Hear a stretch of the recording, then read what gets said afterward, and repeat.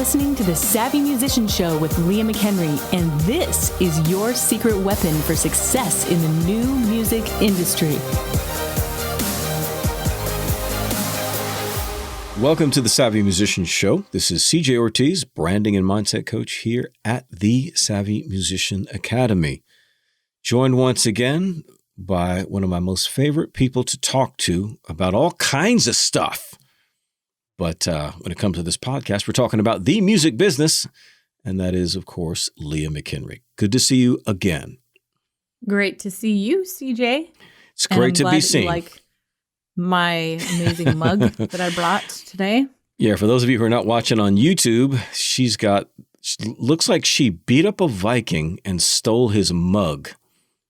That's right. I mean, that thing is just as... It's pretty cool. Uh-huh. It makes my coffee taste better. Yep. Yeah, it's metal, right? It's metal, man. Mm-hmm. But anyway, again, Savvy Musician Show. Excited about this episode because we're going to go even deeper into the successful versus unsuccessful ways of thinking and what determines success. I think, Leah, by now, people have probably got the message that we all need to continue to change our thinking, embrace the challenges, all of the changes. We're going to go deeper into even some more fears that are holding people back. And it's going to be really, really relevant to all listeners today. So I'm excited about this. Before we do that, let me share with you a student spotlight. And this is from Sam Morrison, who I believe is also a Tom student. And he writes, #win. I posted last week that after reading the latest Inner Circle, that I realized the importance of having a Facebook group and declared to you all that mine was coming soon. Well, it's here. I launched it last night and already have 50 people that have joined. People are posting and I see how it's going to be a good thing. Leah is right. Knowing your niche is the key. My group is called 100 Proof Southern Rock, and it's geared towards people that love Southern rock, are tired of today's music, and want to discover new Southern rock bands. You know what I like about this one, Leah, is they got something out of the Inner Circle, and it's a Tom student. Yeah. How about that? That's fantastic. Yeah. There's always something to learn. Mm-hmm. And we're going to talk about that today. There's always something to learn. Like, it doesn't matter how successful you are. In fact, it's a really weird thing that the more successful you become, the more you feel like you don't know anything. Yeah. It's very odd. It's true.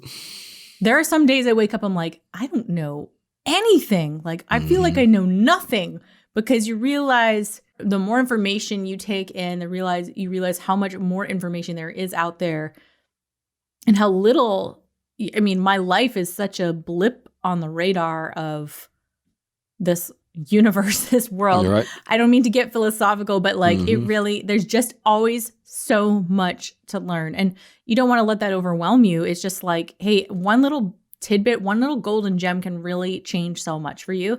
And that's why I continually invest in myself. I continually invest into coaching and mentorship, because I need that objective perspective. I need that outsider perspective of people who have walked before me, who've made the mistakes that I don't need to make, and I can learn from them. And also, they can pass on sometimes just one gem. I've paid for courses and mentorships where I feel like I knew a lot already, but there was one golden gem that, you know, that could make the next $1 million. Right. And it has. Mm-hmm. So never underestimate. Don't think that, well, I already know all that stuff. I guarantee you don't. I guarantee there's something in there that you did not know.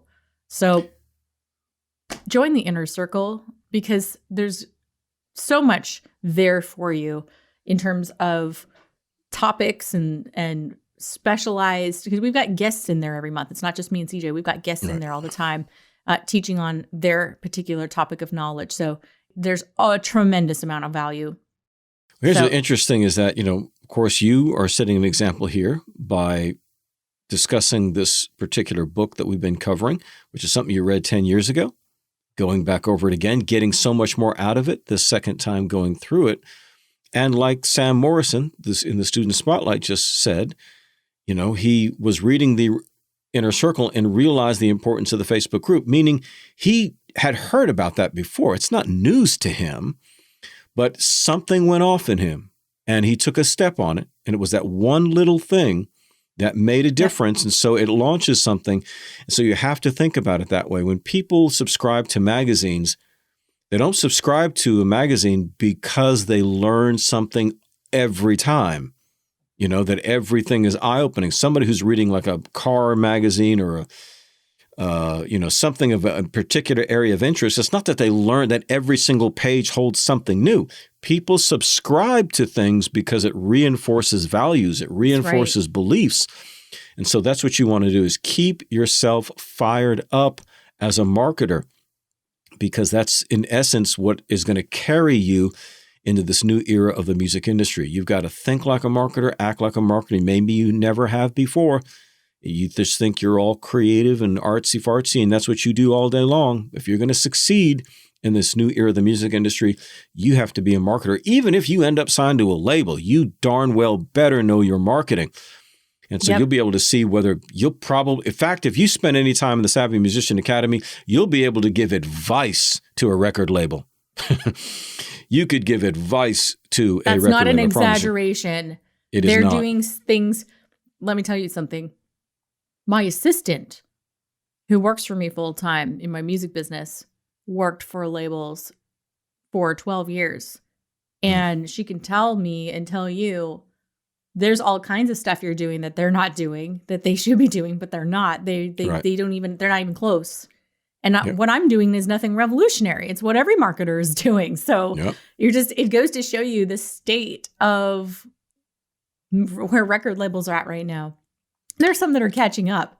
Some that finally have a Facebook pixel on there that did it before. So yay for you. You're only like 8 years behind.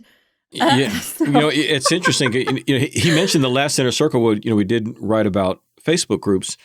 And the thing that we talked about was that, Facebook had recently spent $10 million for 30 seconds of a TV commercial during the U.S. Super Bowl. Mm-hmm. $10 million for 30 seconds for Facebook, which is not even on television. Facebook happens on the little screen. And they're advertising on the big screen. So what would Facebook talk about for 30 seconds for $10 million? What would they think was the most important thing they could talk about? Facebook groups. Yep. And it tells you something. And that is that, number one, Facebook has a problem, and that is keeping people on the platform. They've had their security breaches. They had obviously all the trending stories, all the political fallout, everybody fighting. So people are talking bad about social media, right? So they want to keep people on. What's the best way to keep them on? Keep them on based on affinity, interests in these Facebook groups.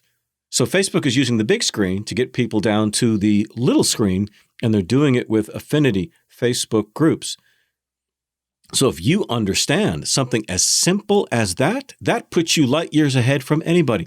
Meaning, and I told this to the student in a conversation I recently had, that, when they were trying to break through on some of their engagement and things, and I said, just look at it this way. The Facebook algorithm has one goal in mind and one goal alone. The Facebook algorithm wants to keep people on the platform as long as possible. Mm-hmm. And the more you work to make that algorithm's dream come true with your own page, the more the algorithm is going to show you love. Mm-hmm. And so these are the things that are happening. And so Facebook, again, is spending money on the big screen to get people to the small screen. I don't know that the record labels are spending money to get people to that very same small screen. They don't realize how powerful, or maybe they do have an idea that people are on social media, but they don't understand the kind of principles of marketing and adapting them to this new format. Because as we've said before, Leah, there was internet marketing before social media.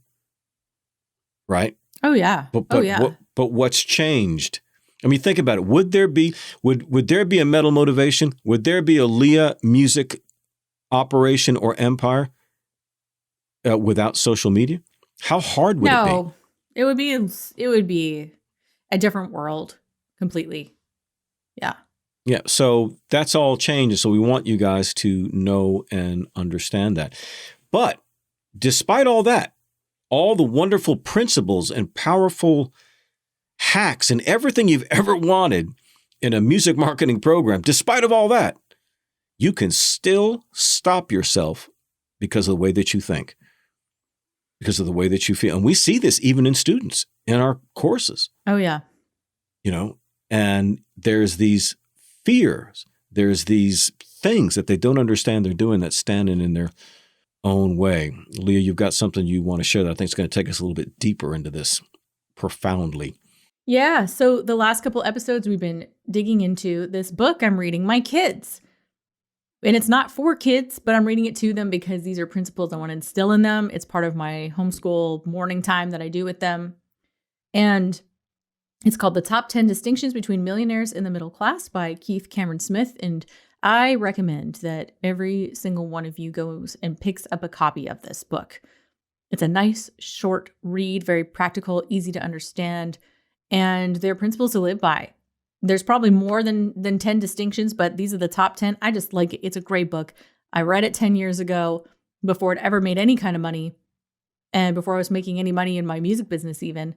And now I read it having, built a multiple 6-figure music business, and my academy is a multiple 7-figure business. And I'm reading this through new eyes and I'm going, wow, wow, wow, wow. Every chapter I'm just like, children, do you understand what this means? And they're like, no, Mom, tell us. And I tell them what this means. And I can now, not because I've arrived by any stretch of the imagination, but I've got some experience under my belt now that can speak to the truth of the principles in this book. And I also am coming across things that are challenging me once again in a completely new way. Get this book, soak it in, because these are the seeds that will reap a harvest one day in your life and in your career, whether it's music or you have an outside business or whatever. This is going to make a difference. So I'm reading segments of a few different chapters here that I think are incredibly helpful for all of our listeners. And what's the title again? The title is the top 10 distinctions between millionaires and the middle class. That's kind of a triggering type of a title today, I think, just in the political climate that we have. Right. But again, we've laid the groundwork for this in the first 2 episodes. So please go back and listen to them if you haven't yet, because we've already addressed this. And if you don't like the word millionaire and that seems so far off in the distance, just replace it with, the top 10 distinctions between successful and the unsuccessful, because there are fundamental differences in the way successful people think and the way unsuccessful people think. And if you're offended by the fact that I'm tying the word middle class with unsuccessful, you have to understand middle class is not just about how much money you make. It's really about your vulnerability in society, your vulnerability financially, but also mentally, emotionally, spiritually, and otherwise, health-wise. It's all encompassing, because the way CJ and I, the reason we're friends really is because we share a very similar worldview. We view people as a whole. Right. We view the person as a whole person. You can't separate finances from your mental life, your thought life. You can't separate money from your health and your health from your career. And they're all intertwined. They're all connected. And so the middle class are the most vulnerable. And that's why politicians are always addressing the middle class. Here's what I'm going to do for the middle class. That's because they're the most vulnerable in society. And, you think the poor and the very poor are vulnerable, but they have all these programs and stuff. They have all this, they've got welfare, they've got this, they've got that. The middle class are some of the most heavily taxed. Mm-hmm. I know this for a fact because we were in the poor category, lower middle class category, and we nearly went bankrupt because of how heavily taxed we were as a single and as a self-employed family with a one income earning. My husband was a sole breadwinner, and I'm taking care of the kids at home. We were so heavily taxed that we couldn't pay for groceries sometimes. Wow. So I know from a personal experience that this is the case. So this is not about politics, though. I'm just saying that the point here is don't be content just because you think you have enough for today. And that's something we addressed in that I read from this book in the last or the first or second episode on this was you never know what's going to happen. You think you're fine today, but if anything were to happen, like you said, CJ, car accident, something going wrong with your car or a health of a family member or yourself, anything goes wrong and you, like most people, don't even have any savings. Right. And that's the status of the middle class. No savings. Yep. No diversified income, no outside income streams. That's the status of the middle class. So it's not about not being content in life, like be discontent, like in the negative sense. It's about strive for more, like, right. And not talking materialism. Just you can raise the bar for yourself because it will help not only you but everyone around you. It will help your family, and you can do more when you are more abundant. You can do more for yourself. You can do more for the world. You can do more for others when you are more abundant.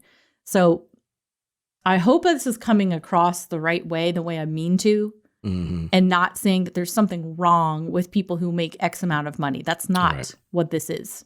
No. Do you think I'm coming off the right way? No, I think you know what? When you said that the challenge of the middle class is to be vulnerable, you know, that's probably the best way to say it. And how could we be considered compassionate if we didn't sound some kind of alarm, if we didn't give some kind of warning, and if we didn't know firsthand that changing the way that you think plays such a key role in the success of any one of the SMA courses? This is territory we have to tread on, despite the fact that there's a real possibility that some might be triggered or some might or take it the wrong way even. Yeah, take it the wrong way. Yeah. I'm actually okay to some extent if there's some people who are repelled by this, because it means they're probably not for us. We're not for each other.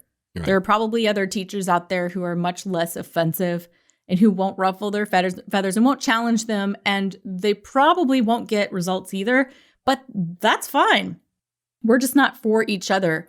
I'm okay with this polarizing SMA a little bit or myself a little bit. You know, I want to attract to us people who are a little more like-minded, who understand that their thinking will determine their success and that no program really is even going to do that, because when they have the mentality that I must figure this out and I don't care what it will take, that whatever it takes, I'm going to do it, then my job is very easy. All I do is show those people what to do. Right? I can show them the funnels and how you do this and how you build a brand and all those things. And they are just going to take off. They'll succeed no matter what.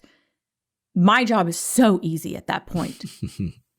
And that's what I want. And then this is very rewarding and enjoyable for me, rather than me trying to drag people to these results where really they were never in the right headspace to begin with. So it feels like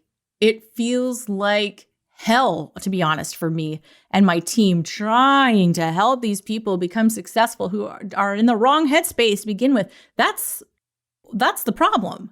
Right. It's not the course. It's not the lessons. It's not because Facebook moved this button around. Now I can't find where this thing is. That's not the problem. That's not why you're unsuccessful. It's all in your head, man. Yeah, exactly. So, here we go. Yes, please. I'm reading out of this book, Top 10 Distinctions Between Millionaires and Middle Class. Okay. I am assuming that you want to be more abundant than you currently are. Let's agree about that. Yes. Okay. You have my agreement. Okay. Distinction number 7. Millionaires take calculated risks. The middle class is afraid to take risks. Think about this in terms of investing into your own skill set, mentorship, coaches, whatever, new gear even, whatever. Okay, I read now. The middle class is trapped in the rat race because it doesn't take risks. The only way out of the rat race is to take risks. The only way out of the rat race is to take risks. No, that is not a typo. I intentionally wrote it twice. In fact, let me write it one more time. The only way out of the rat race is to take risks. If you take risk out of life, you take the opportunity out of life. Taking a risk doesn't mean taking a shot in the dark. Millionaires take calculated risks, and he has that in all caps. What does calculated mean? It means to gain knowledge first and to consider the consequences of failing before taking action. Use knowledge to overcome fear. Millionaires are not afraid to take risks. That's not to say that they don't have fears to deal with, because both millionaires and the middle class have fears. The way you handle fear, however, determines the results you will get in life. And just stop me anytime if you have like a thought here. Right, sure. Millionaires overcome fear and the middle class submits to it. So overcoming versus submitting to it. Mm-hmm. Millionaires overcome fear with knowledge. Fear is darkness and knowledge is light. Light causes darkness to disappear. Knowledge causes fear to disappear. Millionaires educate themselves before taking risks, and then they consider the consequences of failing. Millionaires don't throw their money around and hope for a return. That sounds similar to things that I've said, like people throwing their music out into the universe and hoping for a good result and hoping to get discovered. Millionaires practice risk management. One of the simplest ways to manage risk I learned from my mentor, I'll probably butcher this guy's name, Nido Quabine. He taught me to ask these 3 questions. I love this part. 1, what's the best thing that could happen? 2, what's the worst thing that could happen? And 3, what's the most likely thing to happen? If you can live with the worst thing that could happen, and if the most likely thing to happen will get you closer to your goals, then go for it. If you aren't able to handle the worst that could happen, and if the most likely thing to happen doesn't get you closer to your goals, then don't do it. The next time you have an opportunity to take a risk, ask yourself these 3 questions. They have given me the insight I needed to make wise decisions. I see 3 primary fears in the middle class that stop people from taking actions that create success. They are the fear of failure, the fear of rejection, and the fear of loss. The fear of failure. It's not a matter of if you will fail, it's a matter of when. Millionaires understand that failure is part of the path to success. They do not fear failure, they embrace it when it comes and become wiser. The reason the middle class fears failure is because it thinks failure is bad. Dang, Facebook ad just tanked. Right. Millionaires think failure is good. It gives them the opportunity to learn and grow. If you fear failure, you will not take risks. And anytime you take a risk, there is the possibility of failing. If you learn to see failure as a positive, then you will be able to take more risks. Your perception of and response to failure will determine the level of success you can achieve. Failure is one of life's many teachers. Failure is life's way of correcting us. When millionaires fail, they learn and try again. When middle-class people fail, they stop taking risks. A common phrase for the middle class is, I tried that before and I'm not doing it again. I tried it and it didn't work. I hear that all the time about Facebook ads and about marketing and all kinds of stuff. The middle class gives up after failing, while millionaires keep going. You must keep going after you fail in order to achieve success. I feel like this is so elementary, and yet nobody does it. No, it still trips everybody up. It's amazing to me how common it is. And like him, I often use the same example of the fear of the dark type thing. And that's why I've always said, our fears that we face today, whether fear of failure, fear of success, fear of risk, are just a grown-up's version of a child's fear of the dark. Same Oh, thing. yeah. The boogeyman. Yep. Afraid of what lies in front of you because you can't see it. Yeah. Okay. He's got one. Okay. So we dealt with the fear of failure. Here's the fear of rejection. The middle class puts too much importance on the acceptance of others. We all want others to accept us. We also want to be successful. Here's a key to success. You must want to succeed more than you want the acceptance of other people. Mm-hmm. Millionaires desire success more than they desire acceptance. In order to be successful, you will have to take risks. And if you fail, some people may reject you. The funny thing is that if you succeed, some people will still reject you. Someone once said, 1/3 of people will like you, 1/3 won't, and 1/3 doesn't care either way. Right. Millionaires understand they can't please everybody. If you're addicted to the approval of people, this will keep you from taking risks. You must not let your need for acceptance keep you from taking risks. Simply understand that some people are going to reject you no matter what you do, and then do what you need to do to succeed. That's really good. Mm-hmm. Then he goes into the fear of loss. Millionaires play to win. The middle class plays to not lose. Huge difference. Huge difference. Can you imagine if a football team played defense the entire game? Their chance of winning would be 0. If you fear loss, you'll only play defense when it comes to your money, and your chance of financial freedom will be 0. Right. People who play not to lose are always saying they should have done this or that. The biggest gap in the world is between I should and I did. Mm-hmm. Millionaires say I did. The middle class is always saying I should. When you take risks, you may lose some money. Accept it and go on. Yep. Just as failure is part of success, losing is part of winning. Did you know most millionaires have lost money several times in their lives? Some millionaires have been through bankruptcy more than once before winning the money game. If you want to win, you must overcome the fear of loss. The fear of loss keeps the middle class sitting on the sidelines of life. If you want to win, you must play to win. Playing not to lose will cause you to lose. Yep. And then the last part here is live like you were dying. When I speak at live events, I'll often include a section about living like you were dying. In that section, I discuss a survey done among a group of elderly people over the age of 90. They were asked, if you had to live life over again, what would you do differently? There were 3 answers that kept coming up repeatedly. Would you care to guess one of them?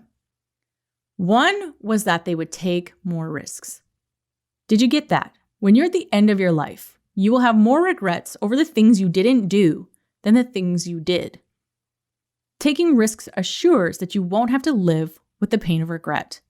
Don't get to the end of your life and say, I wish I had. Overcome your fears with faith and take some risks. Let me give you the other 2 answers. They said that they would take more time to reflect on the good moments of their lives and appreciate them, and on the bad times to learn from them. The third most common answer was that they would do more things that would live on after they were gone. Legacy. Now, if you're going to do something that will live on after you're gone, you're going to have to take some risks. People who are remembered took risks. Our elders have spoken. Take more risks. Reflect more and do more things that will live on after you're gone. If you can't learn from a group of people over the age of 90, then you just can't learn. I repeat, if you take the risk out of life, you take the opportunity out of life. Remember, knowledge is light and fear is darkness. Shine the light into the darkness and you will have the courage to take action. Millionaires overcome their fears and take action. The middle class submits to its fears and lives with regrets. Be able to say, I did, instead of I should. Calculate your risks by educating yourself and asking those 3 questions. Millionaires take calculated risks. The middle class is afraid to take risks. There we go. Isn't that profound? It's fantastic. Old friend of mine used to say, when it comes to money, he said, if you hang on to it, that's the most it'll ever be. If you let it go, that's the least it'll ever be. And I think, of course, with your and my background, we understand finance a little bit differently because of the way we were taught. So like sowing and reaping Right. is a financial principle here. And, the idea that money is like a seed. It's a seed that once it's put into the ground, it can bring a harvest of all kinds of different things. And that could be for charitable giving. That could be investment in your music business. It could be anything. Yourself. Yep. Right. Investment in yourself. You pay for you invest in a course, and that brings a harvest in your life as you improve, in whatever it is you're learning about, and you make profit from it. So I think, we've got to change that concept that we have. Is if you see money more as seed, and less as this thing that you're supposed to hoard. I'm not saying you shouldn't save money, not suggesting anything like that. But that it has the power to create once it's put in the right place. But that requires risk. There are investors who put money in things that don't get returns for a long time, or sometimes they actually lose. And for him, that's just part of it. Failure is just built into the program. It's not, like I said, not an issue of if, but rather when the system is going to fail. But again, we've talked about this in the past, that we tend to personalize failure. And that's why we fear it. As opposed to, all of the high-end technicians, for example, at the Ford Motor Company or at Ferrari, and they're going to go in or Mercedes, and they go in and come up with the new Mercedes engine. Well, they fully expect 1 million failures. Yep. Right? But that's the thing. Failure is actually, it's not an emotional term. We've made it emotional, but it's actually a mechanical term. It's you have a machine failure. So failures tell them what needs to be changed, what needs to be revised. So they need failure. Failure is expected. So if they're in there and their first version of the engine fails, they don't all go out and cry and call their moms because they have this tremendous fear of failure. No, it's expected. They learn, they adjust, they do whatever improvements there are. Nobody's perfect. Nobody's qualified in this game of life.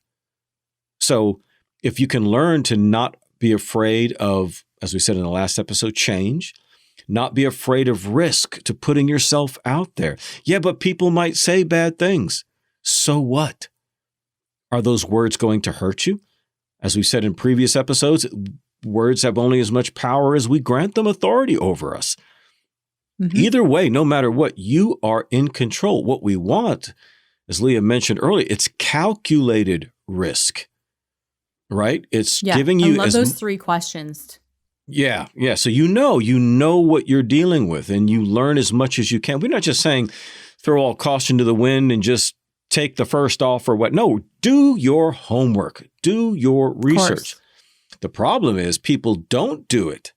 They think they do, but we're so accustomed to mediocrity that we think as we say, I've tried everything. Really?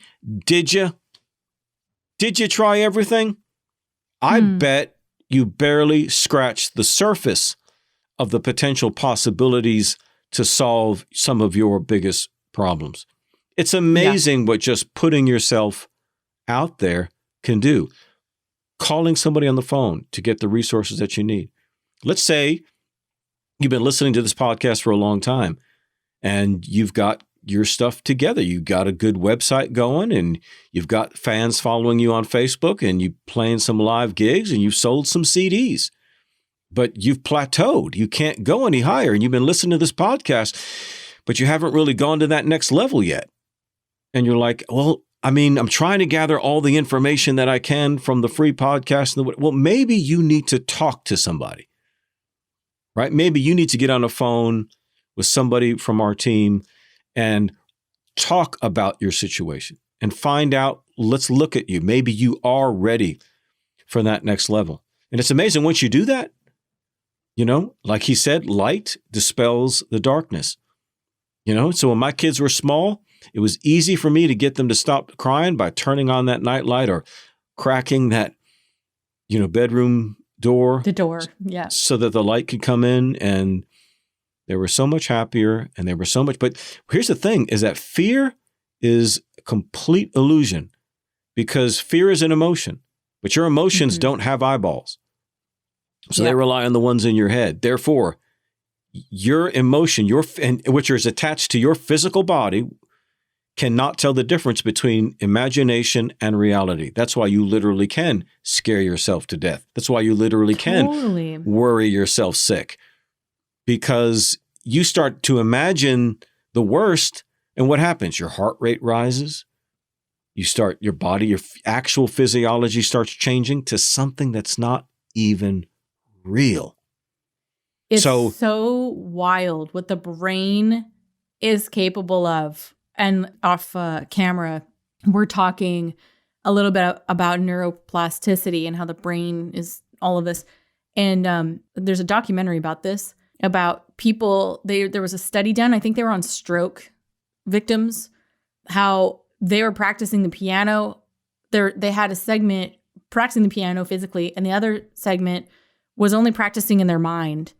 And they never touched a piano key, but when they hook their brain up to the electrodes and the machines, it shows the exact same brain activity. And it's like the brain couldn't tell the difference between physically playing the piano and mentally playing the piano. It reacted the exact same way. Yep. And there can sometimes even be a physical response to what you've created in your mind. Did I ever tell you, I don't know if this is TMI, but like my last birth with Archer, I actually rehearsed in my mind for months the way I wanted the birth to go. And I actually mentally, I would take 20, 30 minutes a day sometimes. I was like lying down a lot, rehearsing exactly how I wanted my birth to go, like how the labor would go, how the delivery would go, my pain levels. Like I practiced not having pain and just like the whole thing. And it was wild what happened. Now, I'm not saying that I didn't feel pain. I would say it was the most intense birth I've ever had because it was so fast. It was like, but everything went exactly the way I wanted. It was just so fast. And when it's that fast, it's quite intense, but it was the best birth I've ever had. It was so awesome. And so I believe that a huge part of that was the mental preparation that I did months ahead of time. Your body doesn't know the difference between the imagination and something really happening. So imagine what's possible. If I could control at all, I'm not saying that this is in every circumstance is possible. There's medical emergencies and stuff, but under the normal circumstances, if I could control the way a birth went involving another human being, imagine what you could create in your mind for yourself. And you're not giving birth. Okay. You're giving birth to a new album. Right. Or, whatever's going on in your music career. Imagine what you can create in the physical, what's just going on in your mind if your body doesn't even know the difference between reality and imagination. Yep. That's a really powerful idea. Yeah, it really is. And I'll often mention to people who struggle with procrastination or laziness or whatever, or finding the self-discipline to do things when they need to be done, but you don't feel like doing them. And they say, I just get on that couch. I just don't want to get up. I don't want to go to the gym. I don't want to do. I said, this is all you need to do to fix that. This is all you need to do. Whatever it is you don't want to do, that you should do, and you don't feel like doing it. I don't care if you're on the couch with a bag of potato chips in your hand and you just do not feel like getting up. All you have to do is spend just a few minutes, shut your eyes, and imagine yourself doing the thing that you're supposed to do. See yourself doing it. Make it big in your mind and just see yourself doing it with a smile on your face and energetic. And just keep that there because your emotions and your physical body can't tell the difference. You're going to get up. I guarantee you're going to get up. It's just going to happen. Your body is going to follow. But before then, you're stuck. That's why, when I do the coaching calls, the group coaching calls in our elite group, and we'll often get on because I'm talking about mindset oftentimes. And so I was talking to one gentleman and he was battling with some negative thinking. And so I was just kind of building him up. But I asked him, I said, I've been talking to you now for about 10 minutes. Would you consider right now that you are thinking and feeling a lot more positive right now than before we started this whole call? He said, oh, yes, absolutely. I said, well, have any of your physical circumstances changed in the last 10 minutes? No. So you still have the exact same physical circumstance? Yes. So why would you feel better? He goes, I don't know. I said, tell you why. Because for 10 minutes now, you submitted your mind to my words. And so you let me guide your thoughts. And so therefore, your emotions in your body can't tell the difference. So it just followed the train of thought. But if you can do that by just suspending your mind, listening to someone else positive, then you can also do that on your own. And if you can't control your mind, then start talking this way, because your thoughts have to go wherever your words go. Either way, you can completely reprogram yourself for success and start thinking, like he said, like a millionaire, and not so much like a vulnerable middle-class person whose life could be disrupted at the slightest thing. Something happened to their car, something happened medically, something happened with a job, coronavirus comes into town, suddenly you can't do this, can't do that, and you are seriously affected, and you can't pay a mortgage, or you can't afford your groceries, or you don't have a ride to work.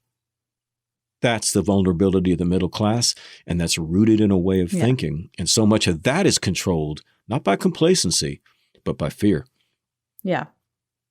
Oh, yeah. That's so good. And with this book, I think there's a reason why it's not the 10 distinctions between millionaires and the poor.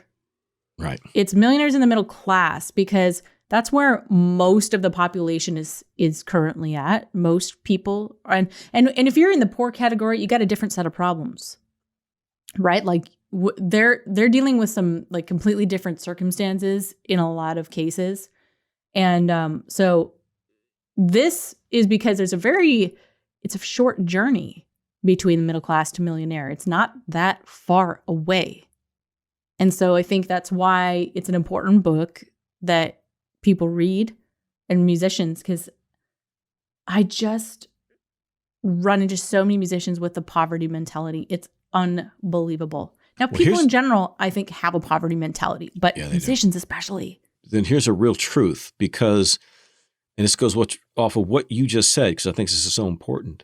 What we hear from is when somebody talks about a great achievement, they call it from rags to riches, meaning usually people in the poor class are a whole lot hungrier to get out of it. True, yeah. Than the complacent middle class. So even though it's a shorter route from the middle class to the millionaire, it might as well be as wide as the Grand Canyon. That's true. Absolutely. Because you're not as hungry. Yeah, they're a little bit more content, right? Yep. They're a little bit, they're getting by. Mediocrity is good. There's more mediocrity. They just get comfortable with their Netflix and chill every night.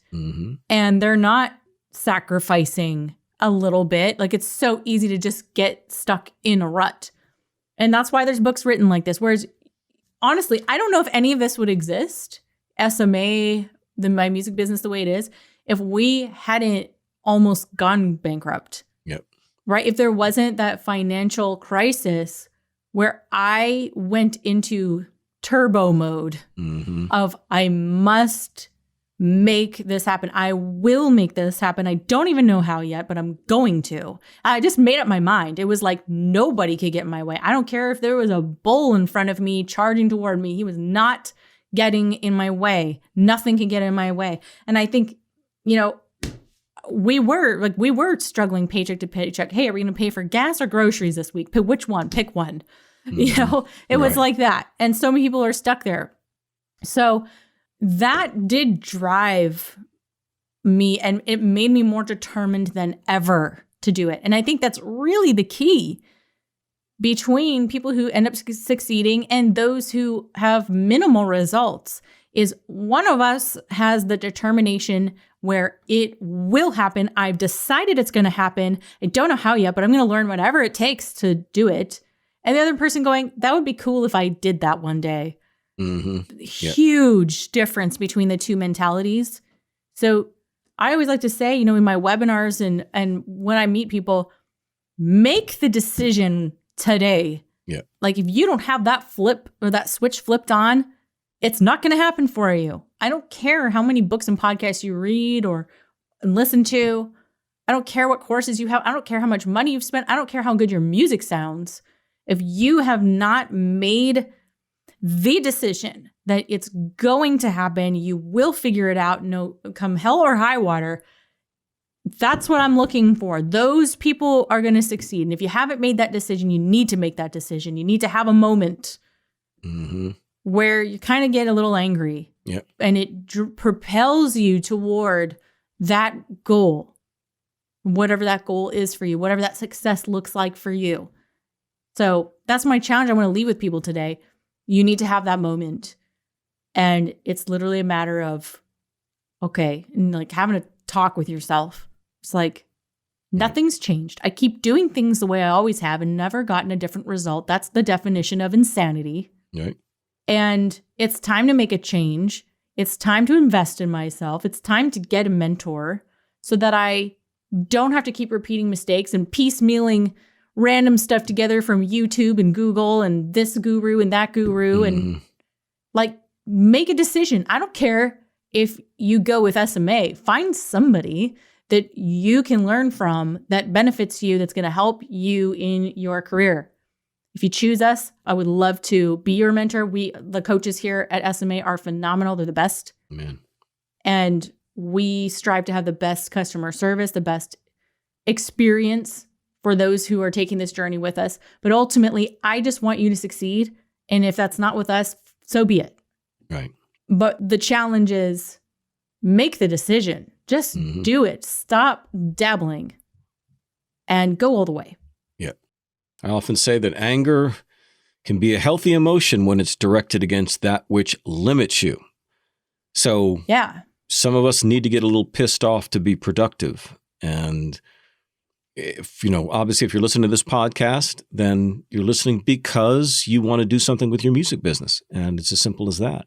And so, we would not invest 3 entire episodes of this podcast to something that we didn't feel like was very, very important. And we had some other episodes lined up and we were in a team meeting and Leah just mentioned, she just said, "Hey, CJ, I've been reading this book again and I kind of want to talk about this." And I've learned one thing about Leah is that if there's anything that gets under her crawl or gets on her heart, that we could pretty much push everything else ahead in the queue and go ahead and jump on the topic that she's passionate about, because I know that means something is really, really stirring in her heart. And that's kind of where this 3-episode series came out of. And I'll tell you what, you could give these 3 episodes to anybody. You don't have to be just a musician. And so, in fact, I would encourage some of our listeners, share those 3 episodes with some other creative people that you know. Share it with maybe some authors, some bloggers, some photographers, some people who are just getting a little small business. Maybe they open a restaurant. Anybody doing anything, a coach or something. Share these episodes with them because I really think it's going to make a difference. Share it with your kids. My goodness. Absolutely. Yeah. Read this book to your kids. If you have kids, they can understand this. I mean, this could be a little family study that you do together because they're so short. I mean, you can read it under 10 minutes. So great. Well, listen, guys. I hope you guys I hope you guys have all gotten something out of this. If you are going to be a successful musician in this new music industry, which means going online, we've been sharing quite a bit lately the quote from the recent Billy Corgan of the Smashing Pumpkins interview in which he said he would tell today's musician to spend all of your time reaching people on the internet, solely, exclusively. That's what you need to be doing. And I just don't know, Leah, of any other program that's better than the programs offered in the Savvy Musician Academy. And the flagship one, which is the Online Musician, or TOM for short, is getting its biggest upgrade in the last couple of years now. TOM 3.0, the Online Musician 3.0. And lots of new changes because obviously in a couple of years, as everybody knows, technology and social media and the rules change constantly. So that's why we're always keeping up with these things, which is why the podcast is important, why our Inner Circle program is important, because we cover all the changes and the latest news and updates. But to get that codified in a course is another thing. And so that's a tremendous responsibility on Leah to ferret out what's the most important information that can be permanently established, in an official course. So you feel good about this soon coming upgrade, Leah? Oh, yeah. I'm so happy with the way the Online Musician 3.0 is going. If you're not familiar with what that is, it's our flagship program. It's our first big, giant stepping stone for most musicians, whether they're experienced or they're new, but they're really launching their music online and they're in the beginning stages. So I consider the beginning stage anybody who's not yet making $3,000 to $5,000 from their music every single month digitally, like online. And if you're making money from gigs and stuff, I consider that another revenue stream, and that's a wonderful revenue stream to have, but it's not passive. You have to show up to make it happen. I am interested in teaching musicians things they can do on the internet from their home in their pajamas that can produce other streams of revenue for them that are consistent and reliable. And so this is all about sustainability, and there's a lot that goes into it. There's a lot. So branding, mindset, your niche, your micro niche is a huge part of this. Finding your ideal audience, who's your ideal fan, knowing everything about them, doing the research, crafting a wonderful website, understanding how to use the biggest social media platforms and not spend your entire life on them, but do what you got to do to make a lasting impression and build your brand. And then we get in a little bit of a teensy tiny little bit of advertising, but mostly I'm looking to help people do it without using paid advertising, paid media, paid traffic just yet. Because once you have those foundation pieces in place, you can then go on to market anything you want. And you can go on to our advanced program later down the road where we teach you all the advanced ninja stuff, all the Facebook ads, the funnels, the big launches, and all of that. So the Online Musician 3.0 is going to be your foundation of building a castle that stands forever. Right. It's really amazing. I love the upgrades we've done to it. Like, we've added a whole module on mindset because I realized how important it is. Like, oh my goodness, we talk about mindset. Like 85% of on this podcast is mindset, and 15% is tactics and strategies and Facebook ad stuff and whatever, because you need that to succeed. And if we haven't drilled it in enough in these past 3 episodes, then I don't know if we can drill it in anymore. Right. Like, it's just not possible. So yeah, I'm so looking forward to this. Again, if you're not making $3,000 to $5,000 a month from your music yet, then this is really the foundation piece you need. If you are a Tom 2.0 student and you're like, I'm not making $3,000 to $5,000 yet, and even some of my elite students, you need to go back and do this course again. But never fear, if you have Tom 2.0, I got your back. You're getting a free upgrade. Merry Christmas. That? Merry Christmas. Happy birthday. Yeah. Happy Valentine's Day. Yes. So I want you, if you're already a Tom student, I have a huge challenge for you. You need to start at the beginning. Anytime I take a new course or anything, I kind of erase my mind. I erase my hard drive, and I'm like, I'm going into this as though I know nothing about this topic. I'm going to take it all in fresh, like a sponge, like I knew nothing before this. That's how I get the most out of anything I ever take. I pretend like I know nothing. I'm not looking at, well, I already know this stuff, and well, I've already done this and this isn't applicable to me. No, go in with a blank slate and you will be amazed at the stuff you missed before and at the new things that you had no idea. So that's my challenge for my previous students. I recommend even my elite students, like, this would help them. We cover so many advanced things that sometimes you forget the fundamentals. It's like the martial artist with the 3 black belts. What do they do when they go to rehearse all the time? Fundamentals. They go back to the fundamentals. Like, they just do them over and over and over again, because without that, right, there is no black belt. It's all built off of that. So if you think you're a black belt marketer, you need the fundamentals too. So I'm going to actually encourage all my students, you're all going to need to take this again, because you will be amazed at what you forgot. And it's like me reading this book after 10 years. I first read this one before I'd made any money. And now I'm reading it after I've been successful. And it's like, holy cow, I'm seeing this through a completely different lens. That's the way the Online Musician 3.0 is going to be for people who have never taken it, and people who take, it's like, wow, I really, really needed that. And now I'm totally motivated all over again. I know what to do. I have fresh perspective. I have a new challenge for myself going forward. So really excited about it. What's the URL that people can go to get on the wait list? explodeyourfanbase.com. And they should be excited about it. I'm excited about it. explodeyourfanbase.com. Guys, you do not have to stay where you are. You don't have to stay where you are. You don't have to always be hoping. You don't have to always have something gnawing on the inside of you because you haven't fulfilled or lived some semblance of your dream. It's not too late. You're not too old. Your music's not too weird. There's a way. There's other weird people just like you out there all over the world who would love to hear your weird music. Okay, so we celebrate all of it. Believe me, between our Elite and Tom courses and students, we've seen just about every genre and unique niche that you could possibly think of. It's amazing to me how many talented people there are and how diverse they are. And I mean, this is men, women, age, young, old, you name it. Other countries, it's completely diverse, but all applying the very same principles that Leah is describing here.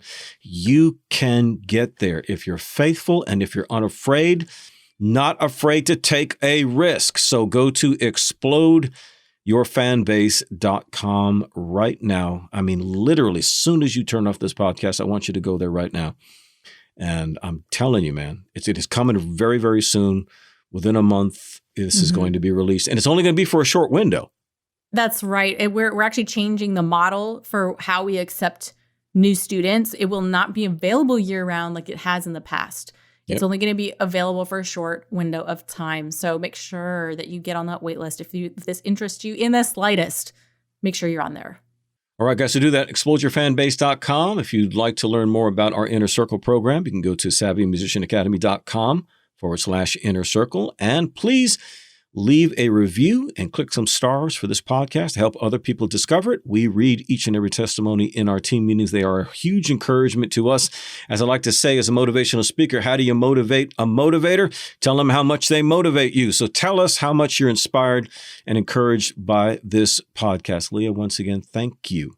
Thank you, everybody, and we will see you next time. This episode is sponsored by the Online Musician 3.0, the upgraded version of the flagship music marketing course from the Savvy Musician Academy. This cutting-edge music marketing course is set to release soon, so sign up now for our waiting list to receive up-to-date information at explodeyourfanbase.com. Billy Corgan of the Smashing Pumpkins recently said in an interview, "If I was going to give you 60 seconds of advice, I would put your whole focus into reaching people through the internet." There's no better way to start reaching your ideal fans on the internet than by the Online Musician 3.0, which covers cutting-edge topics like mindset training, branding secrets and tutorials, creating a website that converts, Instagram for musicians, YouTube for musicians, using and leveraging Facebook groups, monetizing your music, creating a successful album launch, and much, much more. If you're ready for your next level in creating your own online music business, then sign up now for our waiting list at explodeyourfanbase.com.